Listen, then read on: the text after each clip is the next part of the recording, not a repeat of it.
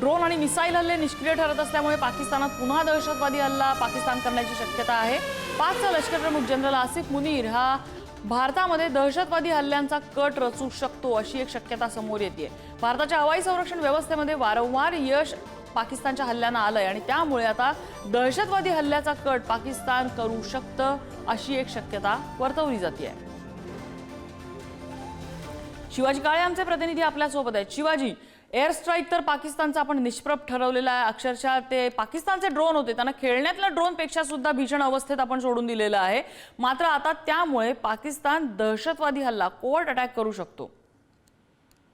अगदीच त्यामुळेच केंद्रीय गृहमंत्री अमित शाह यांनी या संदर्भामध्ये सातत्यानं बैठक घेतली होती आणि या बैठकीमध्ये देशांतर्गत सुरक्षेसाठी बैठक घेतल्यानंतर देशातील जे महत्त्वाचे ठिकाण आहे, मंदिर असो, मशीद असो, गुरुद्वारे असो, ही प्रार्थना स्थळे याच्यासह इतर जी आपली महत्त्वाची आर्मीचे असो, वायुदलाची असो, त्याचबरोबर औद्योगिक वसाहती असो, या सगळ्यांना टार्गेट करण्याचे प्रयत्न या दहशतवाद्यांकडून होऊ शकतात। खरं तर पाकिस्तान आणि दहशतवाद ही दोन्ही समान नावं आहेत, कारण पाकिस्तानचं वेगळं नाव असू शकत नाही आणि पाकिस्तानच्या ठिकाणी जर आपण विचार केला तर तो दहशतवाद हा फक्त भारताविरुद्ध नाही तर जगाविरुद्ध वापरला जातो।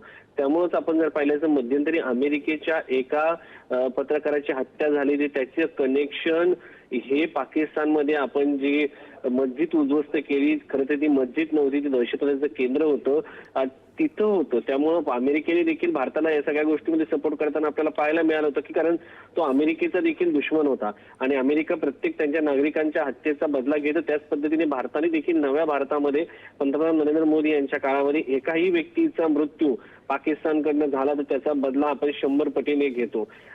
तसं या सगळ्या याच्यामध्ये भारताच्या एका सैनिकाच्या मृत्यूचा बदला भारत 100% घेताना आपल्याला पाहायला मिळत आहे आणि त्याचाच भाग म्हणजे जर आपण विचार केला तर हे दहशतवादी आहेत आणि पाकिस्तानला भारतासोबत थेट लढता येणं शक्य नाहीये।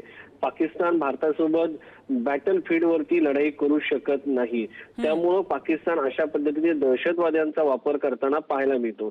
दुसरी गोष्ट ही आहे की पाकिस्तानने जर अशा पद्धतीने देशामध्ये आपला हल्ला केला तर पाकिस्तानचा बुरखा जगासमोर तराटारा फाटला जाईल, कारण युद्ध काळामध्ये पाकिस्तानने जर भारतामध्ये अशा पद्धतीने काही कुरापती केल्या किंवा तिथल्या दहशतवाद्यांनी अशा पद्धतीने कुठलाही हल्ला केला तर या सगळ्याच्या विरुद्ध पाकिस्तान जो आहे तो एकटा पडेल आणि अलग थलग पडलेल्या पाकिस्तानला उत्तर देणंही कठीण होईल।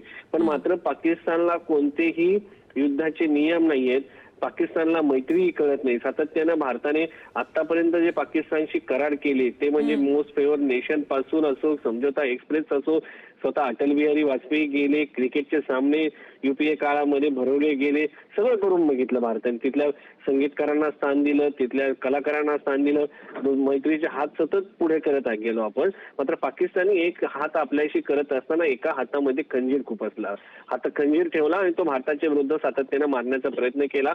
भारताला असं वाटत होतं की शेजारी देश आहे, विकासाचे रस्ते निर्माण झाले ते भारताला एक चांगला शेजारी मिळेल, पण पाकिस्तान सातत्यानं दुश्मनाच्या अगदी शिवाजी, आपल्याशी असेच जोडलेला वेळोवेळी आपल्याकडून ताजे अपडेट घेत राहू। तुर्तास या महत्त्वपूर्ण अशा माहितीसाठी खूप खूप धन्यवाद।